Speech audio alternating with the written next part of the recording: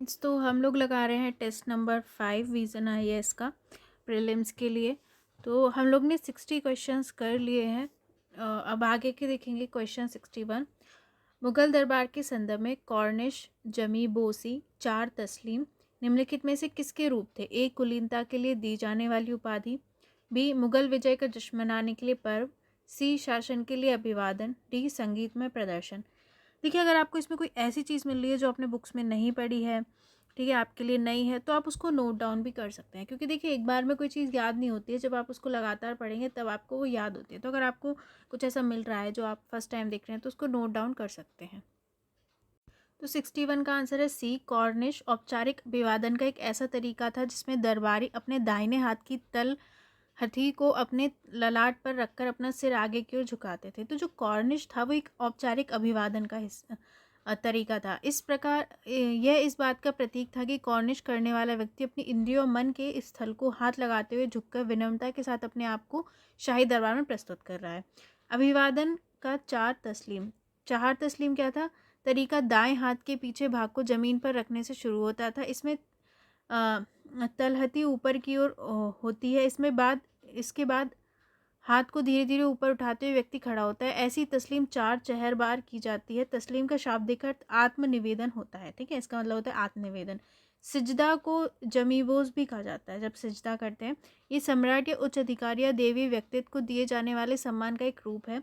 सिजदा करने वाला व्यक्ति भक्ति दिखाने के लिए या अल्लाह की इबादत करने के रूप में ललाट से जमीन को छूकर इसे करता है। तो 61 का आंसर है हमारा सी, शासन के लिए अभिवादन होता था। कॉर्निश, जमीबोसी और चार तस्लीम, ठीक है, मुगल दरबार में। अब देखते हैं क्वेश्चन 62। सिंधु घाटी सभ्यता की कलाओं के संदर्भ में निम्नलिखित कथनों में से कौन सा से सही नहीं है पूछा है। एक, हड़प्पा के लोग कांसे की ढलाई व्यापक तौर पर करते थे। दूसरा, हड़प्पा की प्रत्येक मुद्रा में एक चित्रात्मक लिपि खुदी हुई थी। तीसरा, बहुरंगी मृदभांड और उत्कीर्णित बर्तन अनेक आकृतियों एवं आकारों में प्रचुर मात्रा में पाए गए हैं जो संभवतः दैनिक व्यवहारिक उपयोग के लिए प्रयोग किए जाते थे। तो बताना है कौन सा सही है। ए 1-2, बी 2-3, सी 3, डी 1-3। तो 62 का सी सही है। हड़प्पा के लोग कांसे की ढलाई बड़े पैमाने पर करते थे और इस कार्य में प्रवीण थे। जो हड़प्पा के लोग थे वो क्या करते थे? कांसे की ढलाई मतलब बहुत बड़े पैमाने पर करते थे। ठीक है, इनकी कांस्य मूर्तियाँ इनकी कांस्य मूर्तियाँ कांसे को ढालकर लॉस्ट वैक्स तकनीक से बनाई जाती थी। ठीक है, कांस्य में मनुष्य और जानवर दोनों की मूर्तियाँ बनाई जाती थी। मानव मूर्तियों का सर्वोत्कृष्ट उदाहरण एक लड़की की मूर्ति है। मानव मूर्ति में एक लड़की की मूर्ति का उदाहरण है जिसे नर्तकी डांसिंग गर्ल के रूप में माना जाता है। कांसे की बनी पशुओं की मूर्तियों में से भैंस और बकरी की मूर्तियां विशेष रूप से उल्लेखनीय है। भैंस का सिर और पीठ ऊंची उठी हुई है एवं सींग फैले हुए हैं। तो मनुष्य और जानवर दोनों की मूर्तियां बनाई जाती थी। सिंधु सभ्यता के सभी प्रमुख केंद्रों में कांसे की ढलाई का काम बहुतायत में होता था। लोथल में पाए गए ताम्र, श्वान और पक्षी एवं कालीबंगा में पाई गई सांड की कांस्य मूर्ति को हड़प्पा और मोहनजोदड़ो में पाई गई तांबे और कांस्य की मानव मूर्तियों से किसी प्रकार से कमतर नहीं आंका जा सकता। तो देखिए, लोथल में, ठीक है, कालीबंगा में, हड़प्पा, मोहनजोदड़ो, यहाँ सब मिली है। यहाँ पे हमें मूर्तियाँ मिली। पुरातत्वविदों को हजारों की संख्या में मोहरें मुद्राएं मिली है जो आमतौर पर सेल खड़ी और कभी कभी गोमेद, चकमक पत्थर, तांबा, कांस्य, मिट्टी, टेराकोटा से बनाई गई थी। उन पर एक सींग वाले सांड, गेंडा, बाघ, हाथी, जंगली भैंसा, बकरी, भैंसा आदि पशु की सुंदर आकृतियां बनी होती थी। तो जो मोहरें थी उस पर कई सारी आकृति होती थी। इन मुद्राओं को तैयार करने का उद्देश्य वाणिज्यिक था। वाणिज्यिक उद्देश्य से इन्हें तैयार करते थे। ऐसा प्रतीत होता है कि मुद्राएं बाजूबंद के तौर पर भी कुछ लोगों द्वारा पहनी जाती थी जिनसे उन व्यक्तियों की पहचान की जा सके जैसे कि आजकल के लोग पहचान पत्र धारण करते हैं। तो ये मुद्राएं अपने बाजू पे भी पहनते थे। हड़प्पा की मानक मुद्रा 2x2 वर्ग इंच की वर्गाकार पट्टियाँ होती थी। ठीक है, जो आमतौर पर सीलखड़ी से बनाई जाती थी। प्रत्येक मुद्रा में एक चित्रात्मक लिपि खुदी होती थी जो अभी तक पढ़ी नहीं जा सकी है। तो जो मुद्रा थी, मानक मुद्रा, वो सेलखड़ी की बनी होती थी। ठीक है, और क्या है, उस पर एक चित्रात्मक लिपि होती थी जो अभी तक उसकी लिपि पढ़ी नहीं गई हड़प्पा की। दो भी सही है। कुछ मुद्राएं हाथी दांत की भी पाई गई है, कुछ हाथी दांत की भी होती थी। इन पुरास्थलों से बड़ी संख्या में प्राप्त मृदभांडों, मिट्टी के बर्तनों की संरचना, उन्हें बनाने की शैलियों से हमें तत्कालीन डिजाइन के भिन्न भिन्न रूपों और विषयों के विकास पर का पता चलता है। सिंधु घाटी में पाए गए मिट्टी के बर्तन अधिकतम कुम्हार की चाक पर बनाए गए बर्तन हैं। उनमें से कुछ ही हाथ से बनाए गए। गए बर्तन हैं, ठीक है। तो कुम्हार की चाक पे बनाए गए बर्तन, इनमें रंग किए हुए बर्तन कम और सादे बर्तन अधिक हैं। ये सादे बर्तन आमतौर पर लाल चिकनी मिट्टी से बने हैं। जो सादे बर्तन हैं, ठीक है, रंगे हुए बर्तन कम है, सादे बर्तन ज़्यादा है। सादे बर्तन लाल चिकनी मिट्टी से बने हैं। इनमें से कुछ पर सुंदर लाल या स्टेपी लेप लगी हुई है। कुछ घुंडीदार पात्र हैं जो घुंडियों की पत्तियों से सजे हैं। काले रंगीन बर्तन में लाल लेप की एक सुंदर परत है जिस पर चमकीले काले रंग से ज्यामितीय आकृतियों और पशुओं के डिजाइन बने हैं, ठीक है। तो काले रंगीन बर्तन में लाल लेप की एक सुंदर परत है। बहुरंगी मृदभांड बहुत कम पाए गए हैं, मतलब जिनमें बहुत सारे रंगों ऐसे कम पाए गए हैं। और इनमें मुख्यतः छोटे छोटे कलश शामिल है जिन पर काले, लाल, काले, हरे, कभी कभार सफ़ेद और पीले रंगों में ज्यामितीय आकृतियाँ बनी हुई है। उत्कीर्णित बर्तन भी बहुत कम पाए गए हैं और जो पाए गए हैं उनमें उत्कीर्णन की सजावट पेंदे पर और बलि स्तंभ की तश्तरियों तक ही सीमित है।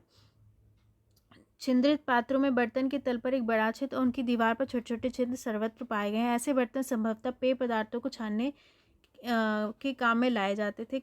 घरेलू कामकाजों में प्रयोग किए जाने वाले मिट्टी के बर्तन अनेक रूपों और आकारों में पाए गए हैं। सीधे और कोणीय रूप वाले बर्तन अपवाद के तौर पर भले ही मिले हों, पर लगभग सभी बर्तनों में सुंदर घुमाव पाए गए हैं। तो 62 का पूछा था कौन सा सही नहीं है, तो इसका आंसर सी है। केवल तीसरा सही नहीं है, बाकी पहला दूसरा सही है, तीसरा सही नहीं है क्योंकि बहुरंगी मृदभांड नहीं पाए गए। ठीक है, अब देखते हैं 63। आरंभिक भक्ति परंपराओं की एक महिला संत कराईकल अम्मेयार से संबंधित निम्नलिखित कथनों पर विचार कीजिए। एक, ये विष्णु की उपासक थी। दूसरा, उन्होंने अपने लक्ष्य को प्राप्त करने के लिए उग्र वैराग्यवाद का मार्ग अपनाया। कौन सा सही है बताना है। एक, केवल दो, एक दो दोनों, ना तो एक ना तो दो। 63 का हमारा बी आंसर सही है।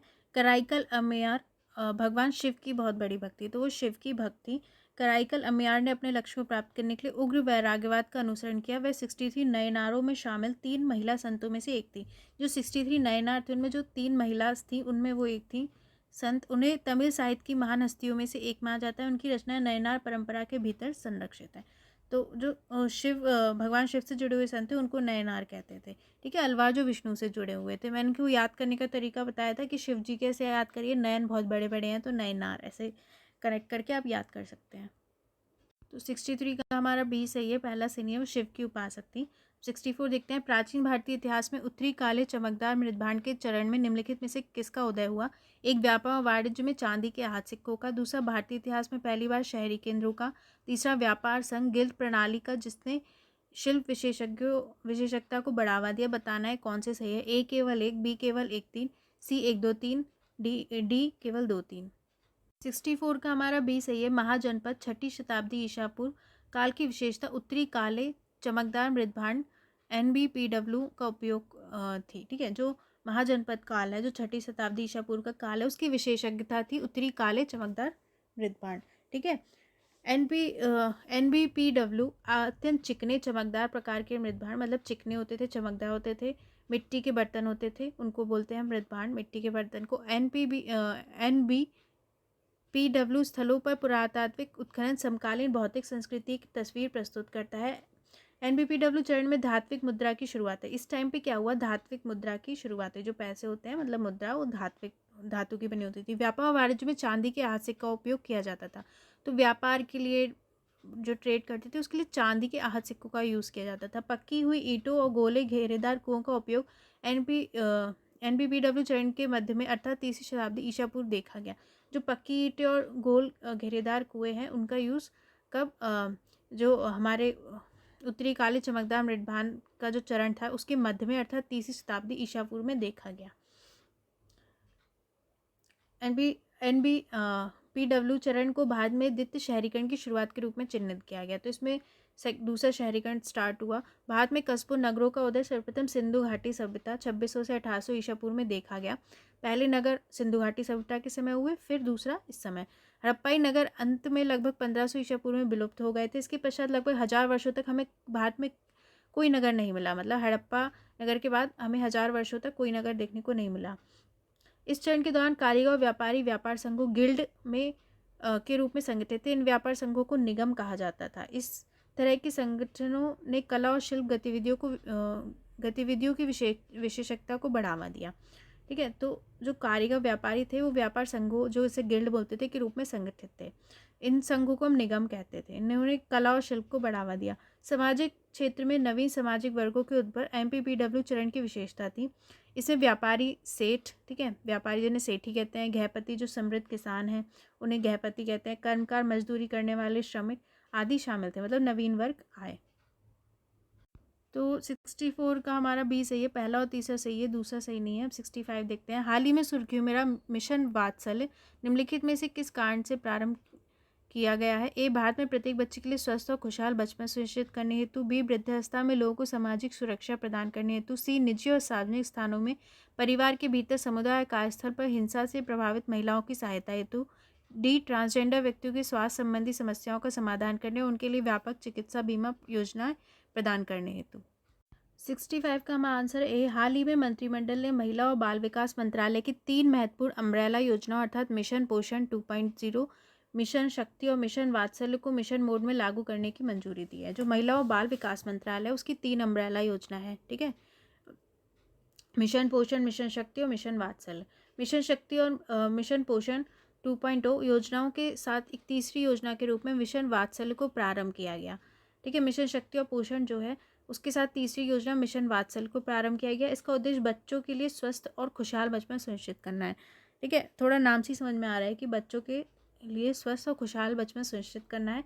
मिशन वात्सल्य के घटकों में सांविधिक निकाय सेवा वितरण संरचनाएं, संस्थागत देखभाल सेवाएं, गैर संस्थागत समुदाय आधारित देखभाल, आपातकालीन आउटरीच सेवाएं, प्रशिक्षण और क्षमता निर्माण में शामिल है। भारत की बाल संरक्षण सेवाओं के आधारों में से एक चाइल्ड लाइन पर इसका प्रभाव यह है कि बाल अधिकार कार्यकर्ताओं पर कार्य का भार बहुत बढ़ गया है। मिशन वात्सल्य के तहत गृह मंत्रालय द्वारा संकटग्रस्त बच्चों के लिए 24 घंटे toll free helpline child line 1098 संचालित की जाएगी, ठीक है। तो ये एक तरीके से बच्चों के लिए खुशहाल बचपन सुनिश्चित करने के लिए है, ये आपको ध्यान रखना है। तो 65 का हमारा आंसर ए सही है। अब 66 देखते हैं।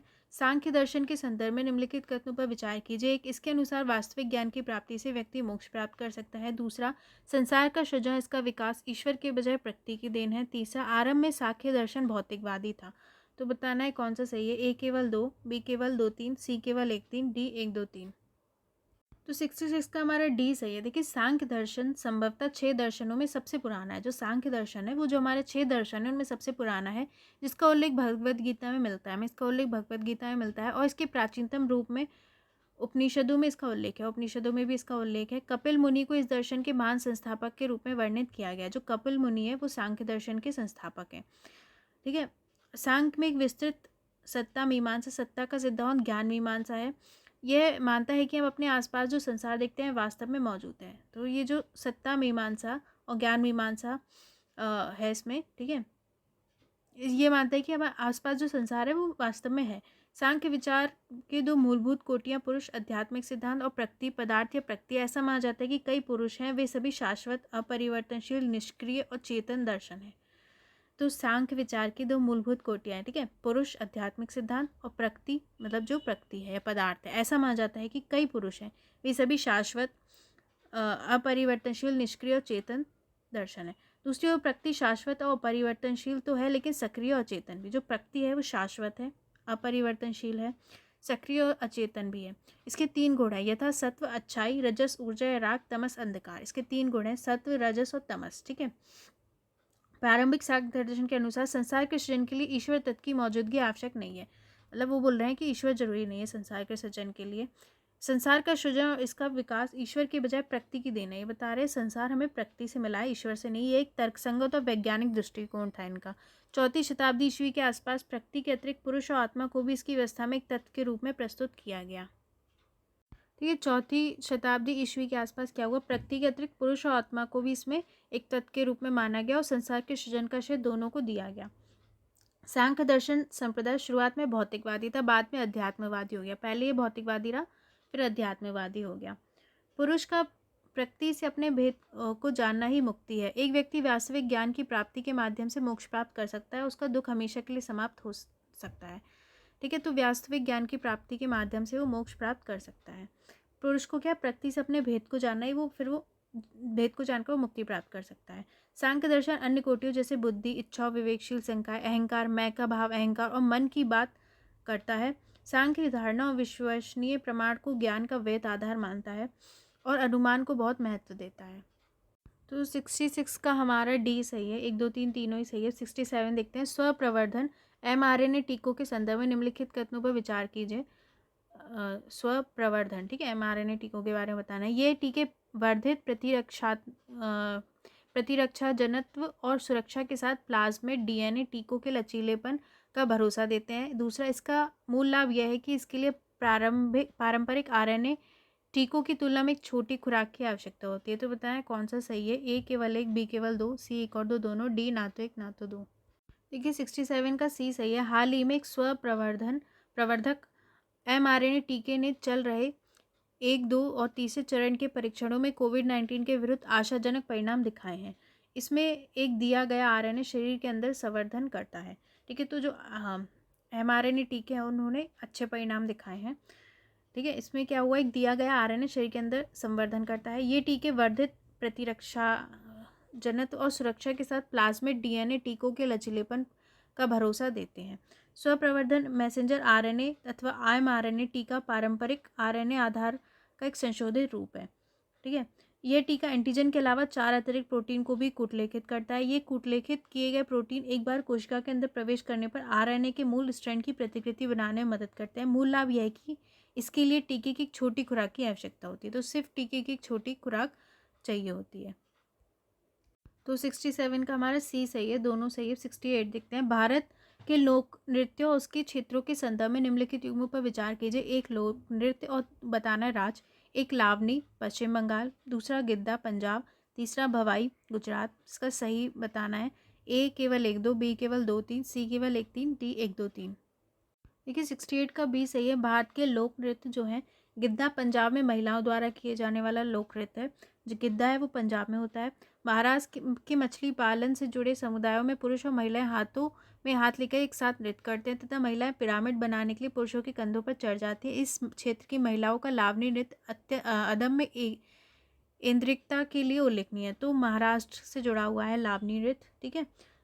उसमें पश्चिम बंगाल था जो गलत हो गया। नृत्य नाटक या लोक रंगशाला के अन्य अनेक रूप भी हैं, जैसे राजस्थान उत्तर प्रदेश बिहार की नौटंकी, ठीक है। तो और एग्जाम्पल है, जैसे राजस्थान उत्तर प्रदेश बिहार में नौटंकी है, गुजरात में होता है भवाई, ठीक है। ये नृत्य नाटक है, ठीक है।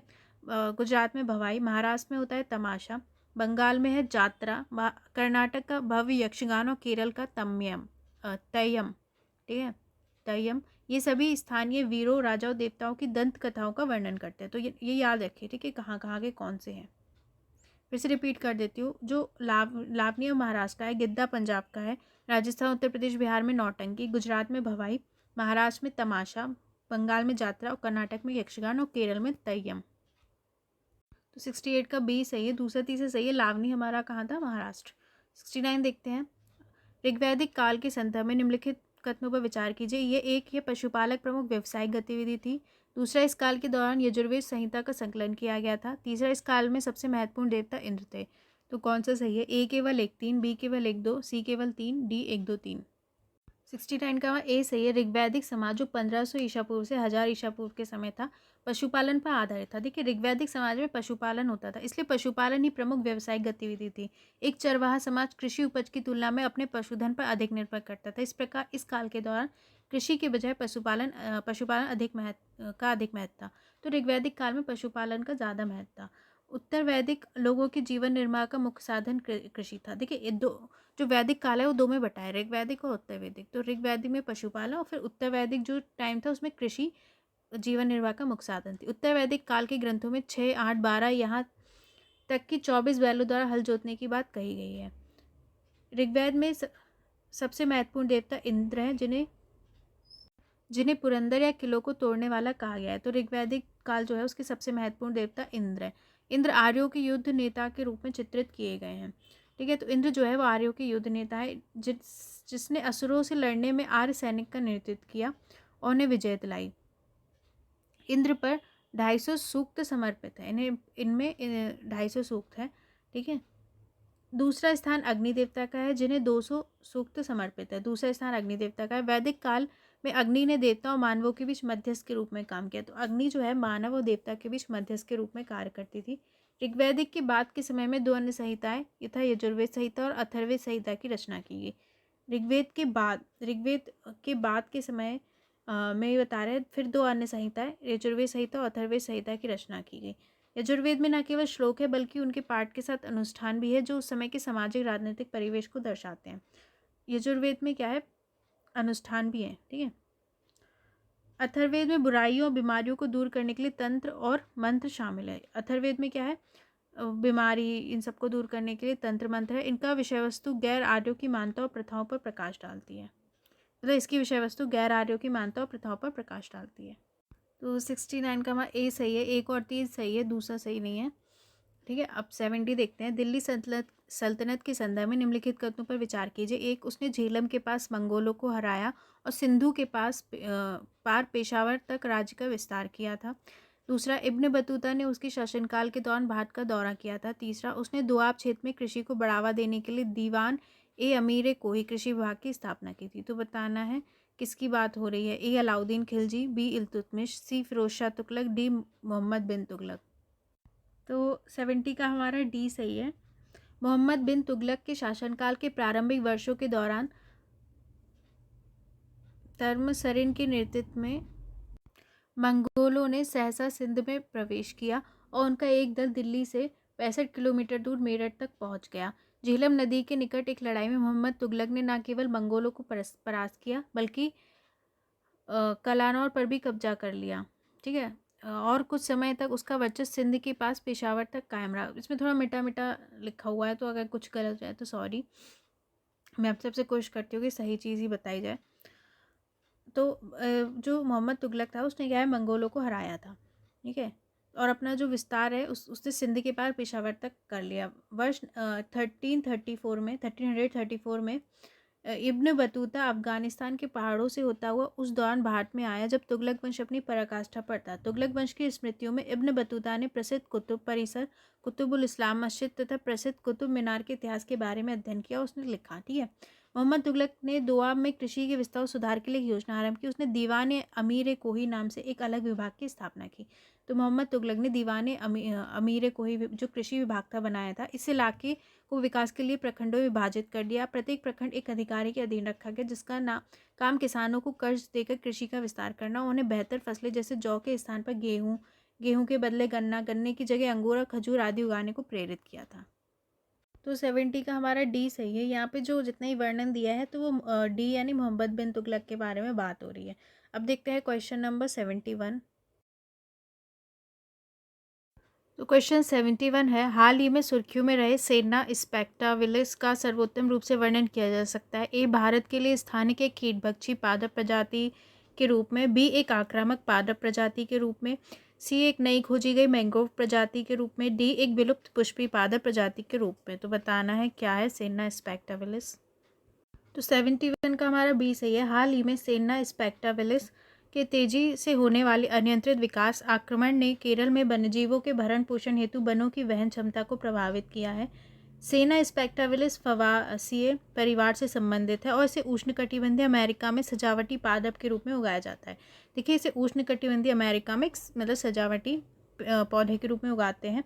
ये 7 से 18 मीटर तक ऊंचा हो सकता है। वर्षा वाली जलवायु में वर्ष भर सदाबहार रहता है, लेकिन कुछ प्रदेशों में पर्णपाती हो सकता है तथा इसमें पीले पुष्प उत्पन्न होते हैं, पीले फूल निकलते हैं।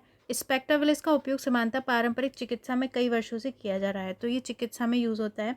यह वायनाड वन्यजीव अभ्यारण्य सहित नीलगिरी बायोस्फीयर रिजर्व के वन क्षेत्रों में एक आक्रामक पादप प्रजाति है, लेकिन ये क्या है, अब एक आक्रामक प्रजाति के रूप में उभर रहा है। कहाँ पे, ये याद रखिए, वायनाड वन्यजीव अभ्यारण्य और नीलगिरी बायोस्फीयर रिजर्व के आसपास। तो 71 का हमारा बी सही है। सेना स्पेक्टाविलिस एक आक्रामक पादप प्रजाति के रूप में है, ठीक है। अब 72 देखते हैं। 15वीं शताब्दी के कश्मीर के शासक जैनुल आबिदीन के संदर्भ में निम्नलिखित कथनों पर विचार कीजिए। एक, उसने जजिया को समाप्त कर दिया और गोहत्या पर रोक लगा दी तथा हिंदुओं को राज्य में महत्वपूर्ण पद दिए। दूसरा, उसके संरक्षण में महाभारत और कल्लड़ की राजतरंगिणी का फारसी में अनुवाद किया गया। बताना है कौन सा सही है। ए, केवल एक, बी, केवल दो, सी, एक और दो दोनों, डी, ना तो एक ना तो दो। तो 72 का हमारा सी सही है। देखिए, जैनुल आबिदीन जो था, ठीक है, 1420 से 1470, ठीक है, 1420 से 1470 ईस्वी, कश्मीर के सबसे महान शासकों में से एक था। कश्मीर का शासक था। वह एक प्रबुद्ध शासक था। उसने उन हिंदुओं को वापस बुला लिया जो सिकंदर शाह के उत्पीड़न के कारण राज छोड़कर चले गए थे। तो जो हिंदू सिकंदर शाह के वजह से राज छोड़कर चले गए थे उनको वापस बुलाया उसने जजिया को भी समाप्त किया और गोहत्या पर रोक लगा दी और हिंदुओं को राज्य में महत्वपूर्ण पद दिए। उसके शासनकाल में बड़ी संख्या में मंदिरों की मरम्मत की गई और नए मंदिर निर्मित किए गए। ठीक है, तो ये सारे काम हुए इसके टाइम पे। वह फारसी, संस्कृत, तिब्बती और अरबी भाषाओं का प्रकांड विद्वान था और संस्कृत और फारसी विद्वानों को संरक्षण देता था। उसके संरक्षण में महाभारत और कल्लड़ की राजतरंगिणी का फारसी में अनुवाद किया गया। तो उसी देखिए वो ना काफ़ी मतलब भाषाओं को जानता था, फारसी, संस्कृत, तिब्बती, अरबी, और ऐसे जो विद्वान थे उनको संरक्षण दिया। और उसके संरक्षण में महाभारत और कल्लड़ की जो राजतरंगिणी है उसका फारसी में अनुवाद किया गया और अनेक फारसी और अरबी रचनाओं का हिंदी में अनुवाद किया गया। वे स्वयं एक कवि था और कुतुब नाम से कविता लिखता था। तो कुतुब नाम से कविता लिखता था। सुल्तान ने बड़ी संख्या में बांधों, नहरों, पुलों का निर्माण कर कृषि का विकास किया। ठीक है, उसने कृषि का ही विकास किया। वह एक उत्साही निर्माण करता था। उसकी सबसे बड़ी अभियांत्रिक उपलब्धि जैनालंका है। यह वुलर झील में एक कृत्रिम द्वीप है जिस पर उसने अपना महल और एक मस्जिद बनवाई थी। तो 72 का हमारा सी सही है, एक और दो दोनों ही सही है। 73 देखते हैं। पाणिनि के संदर्भ में निम्नलिखित कथनों पर विचार कीजिए। एक, उसने अष्टाध्यायी की रचना की जिसे संस्कृत व्याकरण की एक महान कृति माना जाता है। दूसरा, उसकी साहित्यिक रचनाएं बारामीर और आर्यभट्ट जैसे उसके पूर्ववर्तियों से प्रभावित थी। तो बताना है कौन सा सही है। एक दो दोनों, ना तो एक ना तो दो। 73 का हमारा ए सही है। पाणिनि 5वीं और 4वीं शताब्दी ईसा पूर्व में रहने वाला एक प्रसिद्ध व्याकरणविद था। ठीक है, तो जो पाणिनि था वो 5वीं और 4वीं शताब्दी ईसा पूर्व में था, एक प्रसिद्ध व्याकरणविद था वो। उसने अष्टाध्यायी की रचना की। पाणिनि ने अष्टाध्यायी की रचना की थी, याद रखिए, जो सबसे प्रारंभिक जीवन संस्कृत व्याकरण ग्रंथ है। ये क्या एक संस्कृत का व्याकरण ग्रंथ है। वे अपने काल की अद्वितीय बौद्धिक उपलब्धि का प्रतिनिधित्व करता है। इसने संस्कृत व्याकरण के नियमों का जो आप देख सकते हैं 3996 सूत्रों में लिपिबद्ध किया। ठीक है, जो व्याकरण के नियम है उनको सूत्रों में लिपिबद्ध किया। ये सूत्र संक्षिप्त, अत्यंत सटीक, संगणित कथनों में लिखे गए। ये सूत्र स्पष्टता और व्यापक कवरेज के साथ संक्षिप्तता के संयोजन में लिपिबद्ध किए गए। ठीक है, व्यापक कवरेज के साथ संक्षिप्तता के संयोजन में लिपिबद्ध किए गए। आर्यभट्ट जो था 476 से 500 और ईस्वी और 12 मिहिर 6वीं शताब्दी ईस्वी ने प्रारंभिक भारत में गणित और खगोल विज्ञान के विकास में योगदान दिया। आर्यभट्ट और जो 12 मिहिर है उन्होंने गणित और खगोल विज्ञान के विकास में योगदान दिया था। ठीक है, वे पाणिनि से काफ़ी बाद के काल से संबंधित थे। आप टाइम देख सकते हैं कि वो काफ़ी बाद के समय में थे। पाणिनि ईसा पूर्व 5वीं या 4वीं शताब्दी से संबंधित थे। ठीक है, और ये लोग जो थे वो 6वीं शताब्दी से संबंधित थे। इस प्रकार पाणिनि की रचना आर्यभट्ट और बारहमिहिर से प्रभावित नहीं थी। थोड़ा ना जब भी आप हिस्ट्री पढ़ रहे हैं तो एक चीज़ ध्यान रखें, थोड़ा सा टाइमिंग भी आप देखते जाइए। ठीक है, क्योंकि मैं हिस्ट्री का पेपर बहुत एनालिसिस किया तो मैंने देखा कि टाइमिंग पूछ लेते हैं कि इनको टाइमिंग के हिसाब से कोई भी मंदिरों को, ग्रंथों को, राजाओं को लाइन से लगाओ। तो एक चीज़ कि आप लोग एक दिमाग में टाइमिंग भी ध्यान रखते जाइए। और अब फैक्ट भी आने लगे हैं, ऐसा नहीं है कि फैक्ट नहीं आते। तो 73 का हमारा ए सही है। ठीक है, दूसरा गलत है। अब 74 देखते हैं। निम्नलिखित युग्मों पर विचार कीजिए। तो बताना है नाट्य शैली और राज संघ राज्य जिससे वो संबंधित है। एक भांडपथ है, राज्य जम्मू कश्मीर। दूसरा माच, ठीक है, पश्चिम बंगाल। चौथा भावना, गुजरात। तो बताना है कौन सा सही है। ए केवल एक, 1 2 3, या सी केवल 2 3, डी केवल 2। तो आपको बताना है इनमें से कौन सा सही है। 74 का ए सही है। देखिए, जो भांड पथेर है ये कश्मीर का पारंपरिक नाट्य है। कहाँ का है भांड पथेर? कश्मीर का। ये नृत्य, संगीत, नाट्य कला का एक अनूठा संगम है। देखिए, मतलब नाचना भी हो गया, संगीत गाना भी, और नाट्य कला भी। व्यंग, मजाक और नकल उतारने हेतु इसमें हंसने हंसाने को प्राथमिकता दी गई है।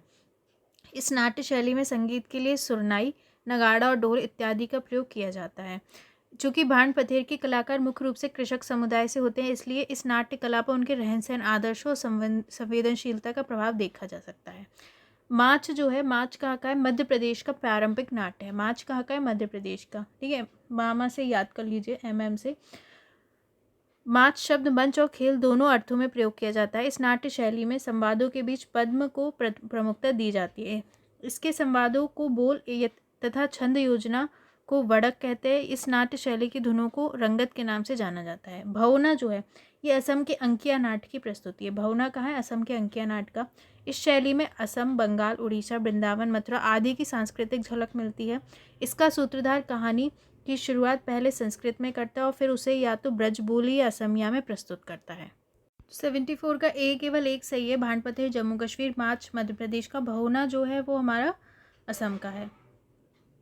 क्वेश्चन 75 देखते हैं। फारसी कृति रज़्मनामा किस प्रसिद्ध भारतीय संस्कृत ग्रंथ का अनुवादिक संस्करण है? ए रामायण, बी महाभारत, सी अर्थशास्त्र, डी मनुस्मृति। तो बताना है रज़्मनामा जो है वो किसका अनुवादिक संस्करण है।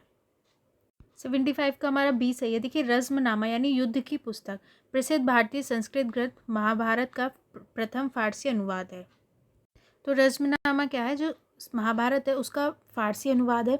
वर्ष 1582 में मुग़ल बादशाह अकबर द्वारा इसका अनुवाद कराया गया। ठीक है, 1582 में जो मुग़ल बादशाह थे अकबर, उन्होंने इसका अनुवाद कराया था। अकबर के दरबारी इतिहासकार अब्दुल कादिर बदाऊनी ने यह अभिलिखित किया था कि इस पुस्तक के 4 भव्य जिल्दबंद संस्करणों को संकलित करने में लगभग 4 वर्षों का समय लगा। तो जो अकबर के दरबारी इतिहासकार थे अब्दुल कादिर बदाऊनी, तो उसने बताया था कि इस पुस्तक के 4 भव्य मतलब जिल्दबंद संस्करणों को संकलित करने में 4 वर्ष लग गए। इसमें 168 जिल्दबंद चित्र और 707 पन्ने शामिल थे। बदाऊनी ने लिखा है कि अकबर ने महाभारत को इसलिए चुना क्योंकि वह हिंदू ग्रंथों में सबसे प्रसिद्ध था। तो बदाऊनी ने बताया है कि ये सबसे प्रसिद्ध हिंदू ग्रंथ है, इसलिए अकबर ने इसे चुना और इसमें सभी प्रकार की कहानियाँ और नैतिक प्रतिबिंब, सलाह, आचरण, शिष्टाचार एवं धर्म और विज्ञान से संबंधित विषय शामिल हैं। ये अकबर द्वारा अपने साम्राज्य की एकता को बनाए रखने और गैर मुस्लिम आबादी पर विजय हासिल करने की एक पहल थी। तो 75 का हमारा बी सही है। 76 देखते हैं। पुरापाषाण युग के संदर्भ में निम्नलिखित कथनों पर विचार कीजिए। एक, पुरापाषाण युग में मनुष्य को कृषि का ज्ञान नहीं था। दूसरा, इसी युग के दौरान मनुष्यों ने पशुओं को पालतू बनाना प्रारंभ किया था। बताना है कौन सा सही है। 1, 2, 1, 2 दोनों, ना तो एक ना तो दो। देखिए 76 का ए सही है। भारतीय पाषाण युग को भूवैज्ञानिक युग, पाषाण औजारों के प्रकार और तकनीक एवं जीवा निर्वाह के आधार पर पुरापाषाण युग, मध्य पाषाण युग और नव पाषाण युग में विभाजित किया जाता है। जो पुरापाषाण मतलब पत्थर होता है, तो जो पाषाण युग है उसको 3 पार्ट में डिवाइड करते हैं कई चीज़ों के आधार पर, जो पाषाण औजार हैं, तकनीक है, इन सब के आधार पर। तो इसे पुरापाषाण युग, ठीक है, मध्य पाषाण और नव पाषाण में बांटते हैं। पुरापाषाण युग को भी आगे, तो देखिए जो पुरापाषाण, देखिए जो पाषाण युग को इसको 3 पार्ट में बांटा, फिर जो पुरापाषाण है उसको भी आगे 3 भागों में बांटते हैं। पूर्व पुरापाषाण युग, लोअर पैलियोलिथिक एज, मध्य पाषाण युग, मिडल पैलियोलिथिक एज और उत्तर पुरापाषाण युग, अपर पैलियोलिथिक एज। ठीक है, पाषाण युग को 3 में बांटा, पुरापाषाण, मध्य पाषाण, नवपाषाण। फिर पुरापाषाण को भी 3 में बांटा, पूर्व पुरापाषाण, मध्य और उत्तर, पूर्व, मध्य, उत्तर, याद रखें। आखेटक और खाद्य संग्राहक पुरापाषाण युग में जीवन निर्वाह का आधार थे। देखिए पुरापाषाण टाइम में क्या था, वो शिकार करते थे। आखेटक और खाद्य संग्रह मतलब जो खाना होता था उसका संग्रह करते थे। खाद्य संग्राहक पुरापाषाण युग में जीवन निर्वाह का आधार थे। इस युग में मनुष्य को कृषि का कोई ज्ञान नहीं था। फसलों की खेती नव पाषाण युग के दौरान हुई। जो फसलों की खेती है वो नव पाषाण काल के समय स्टार्ट हुई। ठीक है, 9000 ईसा पूर्व में पाषाण युग की संस्कृति में एक मध्यवर्ती चरण प्रारंभ हुआ जिसमें मध्य पाषाण युग कहा जाता है। मध्य पाषाण युग पुरापाषाण और नवपाषाण युग के मध्य का संक्रमणकालीन चरण था। बताया मैंने आपको 3 में बांटा है। मध्य पाषाण युग के लोग प्रारंभ में आखेट, मछली पकड़ने, खाद्य संग्रह पर निर्भर थे, लेकिन बाद में उन्होंने पशुओं को पालतू बनाना और पौधों को उगाना प्रारंभ किया, जिससे कृषि का मार्ग प्रशस्त हुआ। तो मध्य पाषाण युग से समझ लीजिए कि पशुपालन एक तरीके से स्टार्ट हुआ। ठीक, तो 76 का ए सही है। अब 77 देखते हैं। गुप्त काल के शासकों के संदर्भ में निम्नलिखित कथनों पर विचार कीजिए। अच्छा, एक सलाह, देखिए जब हम पढ़ते हैं ना तो हमें लगता है हाँ हमें तो सब याद हो गया, लेकिन जब हम उसी चीज़ पर क्वेश्चंस लगाते हैं तब हमें नहीं समझ में आता है। ऐसा होता है ना, आपके साथ होता होगा, मुझे पता है। ठीक है, ये चीज़ होती है जब हम पढ़ेंगे, जैसे आपने बहुत बार ये पढ़ रखा होगा नवपाषाण, पुरापाषाण, लेकिन जब क्वेश्चन आया तो आपको लग रहा होगा अरे नहीं ऐसा था, नहीं था। तो हमेशा पढ़ते हुए अपने आप से इतने टाइप के क्वेश्चंस को पूछ लीजिए कि आपको फिर क्वेश्चन की गुंजाइश वहीं के वहीं ख़त्म हो जाए। ठीक है, ये करके देखिएगा, ये भी एक पढ़ने का तरीका है। अब देखते हैं अपना क्वेश्चन 77। गुप्त काल के शासकों के संदर्भ में निम्नलिखित कथनों पर विचार कीजिए। एक, समुद्रगुप्त अशोक की तरह इलाहाबाद प्रयागराज शिलालेख में वर्णित शांति और गैर आक्रामक की नीति में विश्वास करता था। दूसरा, चंद्रगुप्त द्वितीय पश्चिम भारत के क्षत्रपों पर विजय प्राप्त करने के उपलक्ष्य में विक्रमादित्य की उपाधि धारण करने वाला पहला व्यक्ति था। बताना है कौन सा सही है। केवल एक, केवल दो, एक दो दोनों, ना तो एक ना तो दो। 77 का हमारा डी सही है। मौर्य साम्राज्य के विघटन के बाद सातवाहन और कुषाण दो बड़ी शक्तियों के रूप में उभरे थे। तो मौर्य साम्राज्य जब का विघटन हो गया उसके बाद सातवाहन और कुषाण, ठीक है, दो बड़ी शक्ति थे। सातवाहनों ने दक्कन और दक्षिण में स्थायित्व लाने का प्रयास किया। जो सातवाहन थे वो दक्कन क्षेत्र में थे। उन्होंने दोनों क्षेत्रों को रोमन साम्राज्य के साथ चले अपने व्यापार के बल पर राजनीतिक एकता और आर्थिक प्रगति प्रदान की। तो इनका रोम के साथ व्यापार था, ठीक है, रोमन साम्राज्य के साथ। कुषाणों ने उत्तर में भी समान भूमिका निभाई। इस तरह दोनों साम्राज्यों का 3वीं शताब्दी के मध्य में अंत हो गया। तो कुषाण थे वो उत्तर में थे, ठीक है, और दोनों का अंत 3वीं शताब्दी के मध्य में हो गया। कुषाण साम्राज्य के अवशेषों पर एक नए साम्राज्य का प्रादुर्भाव हुआ जिसका अपना आधिपत्य कुषाणों के पूर्व प्रभुत्व वाले एक बड़े भूभाग पर स्थापित किया, ठीक है। तो कुषाण साम्राज्य के अवशेष पर एक नए साम्राज्य बना। यह गुप्त साम्राज्य था। कौन सा था? गुप्त साम्राज्य आया।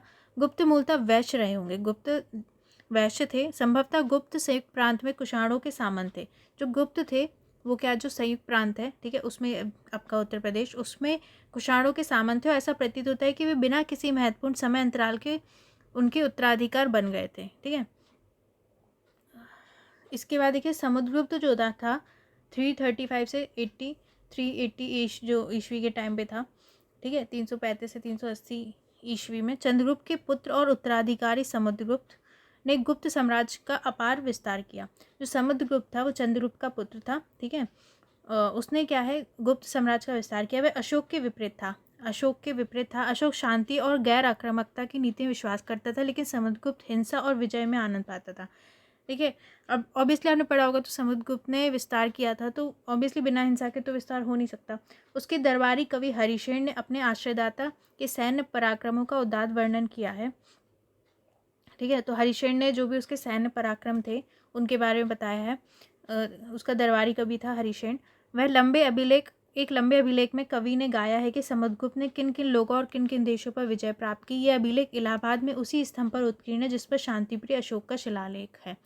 तो देखिए जो इलाहाबाद में है स्तंभलेख, उसी में इसके बारे में लिखा गया है, उसमें अशोक के बारे में भी लिखा गया है, ठीक है। एक चीनी स्रोत के अनुसार श्रीलंका के राजा मेघवर्मन ने गया में बुद्ध का मंदिर बनवाने की अनुमति प्राप्त करने के लिए समुद्रगुप्त के पास दूत भेजा था। यह अनुमति मिल गई और यह मंदिर एक विशाल बौद्ध विहार के रूप में विकसित हो गया। जो चीनी स्रोत है उसके अनुसार श्रीलंका के राजा थे मेघवर्मन, उनने क्या है, बुद्ध का मंदिर बनवाने के लिए अनुमति मांगी थी। अनुमति मिलने पर फिर एक विशाल बौद्ध विहार बना। यदि हम इलाहाबाद प्रशस्ति प्रशंसात्मक अभिलेख पर विश्वास करें तो ऐसा प्रतीत होता है कि समुद्रगुप्त को कभी पराजय का सामना नहीं करना पड़ा। उसने अपने बहादुरी और युद्ध कौशल के कारण भारत का नेपोलियन कहा जाता है। तो जो इलाहाबाद प्रशस्ति है, मतलब देखिए उनकी प्रशंसा में लिखी गई है, तो उसमें तो पढ़ के ऐसा लगेगा कि ये कभी हारा नहीं, ठीक है, और वो इसीलिए इसको भारत का नेपोलियन कहते हैं। चंद्रगुप्त द्वितीय जो था 380 से 412 ईस्वी, ठीक है, 380 से 412 ईस्वी। चंद्रगुप्त द्वितीय के शासनकाल में गुप्त साम्राज्य अपने उत्कर्ष की चोटी पर पहुंचा था। उसने वैवाहिक संबंध और विजय द्वारा साम्राज्य की सीमाओं का विस्तार किया। इसने और विस्तार किया गुप्त साम्राज्य का। चंद्रगुप्त ने अपनी कन्या प्रभावती का विवाह वकाटक के राजा से कराया, जो कि ब्राह्मण जाति का और मध्य भारत में शासन करता था। जब राजा की मृत्यु हुई तो उसका नाबालिग पुत्र उसका उत्तराधिकार हुआ। इस प्रकार प्रभावती स्वयं वास्तविक शासिका हुई, ठीक है। तो ये थी इसकी कहानी। हालांकि एक पुरालेखीय राष्ट्र प्रशस्ति में अतिशयोक्ति प्रतीत होती है। चंद्रगुप्त द्वितीय ने विक्रमादित्य की उपाधि धारण की थी। तो चंद्रगुप्त द्वितीय था, उसने विक्रमादित्य की उपाधि धारण की थी। यही उपाधि पहली बार 58 से 57 ईसा पूर्व में उज्जैन के शासक ने पश्चिम भारत में शक क्षत्रपों पर विजय प्राप्त करने के उपलक्ष्य में धारण की थी, ठीक है। तो ऐसा नहीं है, मतलब पहले वाले जो राजा थे उनने भी ये उपाधि धारण की थी, उज्जैन के शासक ने। उज्जैन के इस शासक को पारंपरिक रूप से क्षत्रिय शकों का शत्रु कहा जाता है। इसे कहते थे क्षत्रिय शकों का शत्रु। विक्रम संवत या काल 58 से 57 ईसा पूर्व में शकों द्वारा प्रारंभ किया गया था। विक्रम संवत जो था वो 58 या 57 में शकों द्वारा प्रारंभ किया गया था ईसा पूर्व में। तो 77 का हमारा डी सही है, दोनों ही सही नहीं है। 78 देखते हैं। भारतीय इतिहास के संदर्भ में अग्रहार शब्द संदर्भित करता है। ए शाही संरक्षक के रूप में ब्राह्मणों को दिए जाने वाले भूमि अनुदान को। बी मौर्य काल के दौरान देवताओं को अर्पित धार्मिक बलिदान को। सी गुप्त काल के दौरान जिला स्तर से नीचे के अधिकारियों को। डी मौर्योत्तर काल में प्रयुक्त मूर्ति ढलाई पद्धति के प्रकारों को। बताना है। 78 का देखिए ए सही है। ईस्वी की आरंभिक शताब्दियों से ही भूमिदान के प्रमाण मिलते हैं। इसमें से कई का उल्लेख अभिलेखों में मिलता है। इनमें से कुछ अभिलेख पत्थरों पर उत्कीर्ण किए गए थे, लेकिन अधिकांश ताम्र पत्रों पर उत्कीर्ण किए गए थे। ठीक है, जो अभिलेख का उल्लेख हमें ईस्वी की आरंभिक शताब्दियों से ही हमें क्या है, भूमिदान के प्रमाण मिलते हैं, जिनका अभिलेखों में उल्लेख है। ठीक है, जो कुछ अभिलेख थे वो पत्थरों पर लिखे गए थे और कुछ ताम्र पत्रों पर लिखे थे, जिन्हें संभवतः उन लोगों को प्रमाण के रूप में दिया जाता जो भूमिदान प्राप्त करते थे, जो जैसे भूमिदान मिलता था उनको देते थे ये। ठीक है, भूमिदान के जो प्रमाण मिले वे समानतः धार्मिक संस्थाओं और ब्राह्मणों को दिए गए थे। जो भूमिदान थे वो धार्मिक संस्था या ब्राह्मण उनको दिए गए थे। अग्रहार क्या है, उस भूभाग को कहते हैं जो ब्राह्मणों को दान दिया जाता है। अग्रहार वो भूभाग होता है जो ब्राह्मणों को दान दिया जाता था। समानतः राजा द्वारा ब्राह्मणों से भूमि कर और अन्य प्रकार के कर नहीं वसूले जाते थे। प्राय ब्राह्मणों को स्वयं स्थानीय लोगों से कर वसूलने का अधिकार था। ठीक है, तो अग्रहार जो ब्राह्मणों को दान देते थे, राजा मतलब ब्राह्मणों से भूमि कर और अन्य प्रकार के कर नहीं वसूलते थे। ठीक है, जो ब्राह्मण थे वो खुद जो स्थानीय लोग थे उनसे कर वसूलते थे। तो 78 का हमारा ए सही है। अग्रहार ब्राह्मणों को दिए जाने वाला भूमिदान था।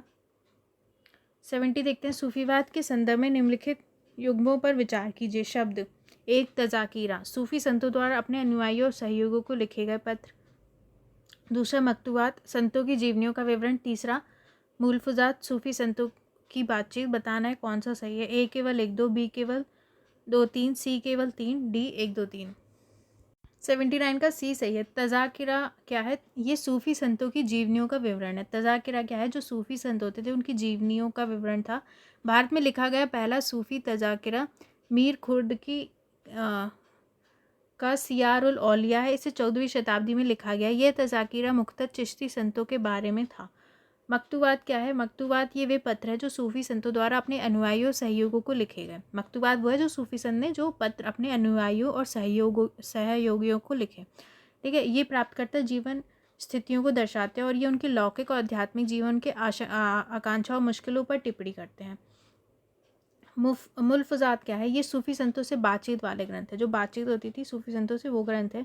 मुल्फुजात पर एक आरंभिक ग्रंथ फवाइद अल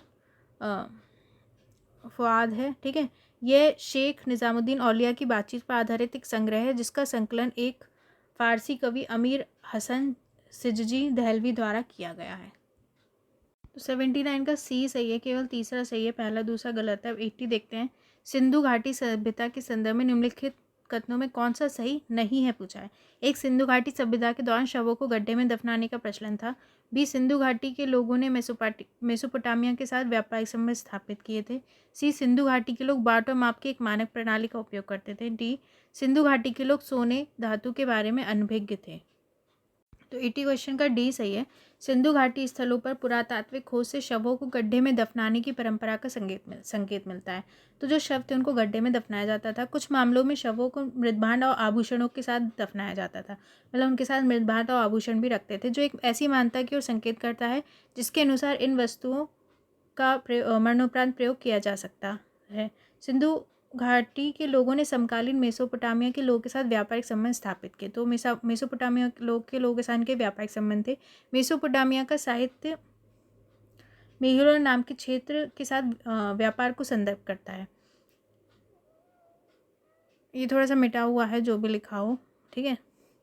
तो मेहुलर नामक क्षेत्र के साथ व्यापार को संदर्भित करता है, जिसे सिंधु घाटी सभ्यता के अधिकृत क्षेत्र के रूप में पहचाना गया है। तो जो मेसोपोटामिया है वहाँ पे मेहुलर नामक क्षेत्र का वर्णन है, जो जिनके साथ वो व्यापार करते थे, जिसको माना जाता है कि सिंधु घाटी सभ्यता है। ठीक है, वो लेख मेहुला के उत्पादों का उल्लेख करते हैं, जैसे कार्निलियन, लाजवर्थ, मणि, तांबा, सोना और विविध प्रकार की लकड़ियाँ। सिंधु घाटी के लोग और बाट और माप की एक मानक प्रणाली का उपयोग करते थे। इन बाटों के निचले मानदंड द्विआधारी 1 2 3 4 8 16 20 32 इत्यादि तक थे। ठीक है, जबकि ऊपरी मानदंड दशमलव प्रणाली का अनुसरण करते थे। ये बाट चर्ण नामक पत्थर से बनाए जाते थे। सिंधु घाटी के लोगों को सोने के बारे में जानकारी थी, वो सोने धातु की उन्हें जानकारी थी, तथा सिंधु घाटी लोगों स्थलों पर सोने के आभूषण की खोज की गई है। ऐसा माना जाता है कि सोना दक्षिण से मंगवाया गया था। तो 80 का हमारा डी सही है, मतलब इन्हें पूछा था कौन सा सही नहीं है, तो डी मतलब सही नहीं है। उन्हें उनको सोने के वो अनभिज्ञ नहीं थे, उन्हें उसका ज्ञान था। तो देखिए आप बताइए आपका भी क्या स्कोर आ रहा है और आपको ये कैसा पढ़ाना कैसा लग रहा है, इसको कंटिन्यू करूँ या नहीं। ज़रूर बताइए, कोई डाउट हो तो भी आप मुझसे पूछ सकते हैं। ठीक है, अच्छे से पढ़ाई करते रहिए। Thank you.